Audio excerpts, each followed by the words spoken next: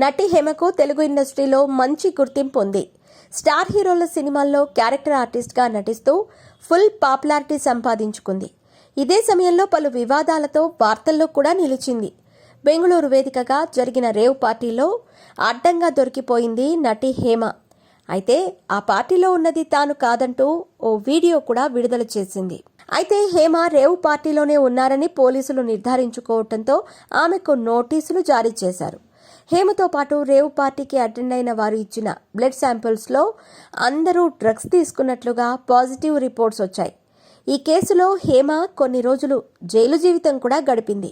Rave పార్టీలో దొరికిపోవడంతో హేమను మా movie association నుంచి సస్పెండ్ చేయాలనే డిమాండ్స్ వినిపించాయి. ఆమెపై నేరం రుజువైనప్పుడు కఠిన చర్యలు తీసుకుంటామని మంచు విష్ణు సైతం ట్విట్టర్లో ఓ పోస్ట్ చేశారు. అన్నట్టుగానే హేమ మూవీ ఆర్టిస్ట్ అసోసియేషన్ సభ్యత్వాన్ని కూడా రద్దు చేశారు. కొన్నాళ్లు సైలెంట్గా ఉన్న హేమ తిరిగి మీడియాలో తెగ హంగామా చేస్తోంది. తన సోషల్ మీడియాలో వరుస వీడియోలు పెట్టి బీభత్సం సృష్టిస్తోంది. డ్రగ్స్ కేసులో నా పేరు బయటకు వచ్చిన దగ్గర నుంచి మీడియాలో నన్ను ఒక టెర్రరిస్ట్ లాగా, జిహాద్కి వర్క్ చేసిన దానిలాగా చూపిస్తున్నారంటూ వాపోయింది. నన్ను ఇంత దారుణంగా విమర్శిస్తే నేను ప్రముఖుల దగ్గరకు ఎలా వెళ్ళాలి, వాళ్ళని ఎలా అప్రోచ్ అవ్వాలో కూడా తెలియటం లేదు. అందుకే ఈ వీడియో పెడుతున్నానంటూ చెప్పుకొచ్చింది. నన్ను మీడియా వాళ్ళు బ్లాక్మెయిల్ చేశారు.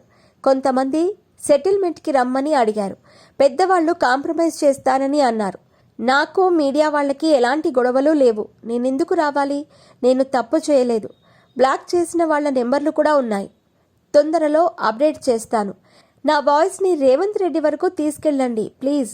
ఆ బాధ్యత నాకు సపోర్ట్ చేసే అన్నదమ్ములు మీ మీదనే ఆధారపడి ఉంది. ప్లీజ్ నన్ను తీసుకెళ్ళండి అంటూ చెప్పుకొచ్చింది.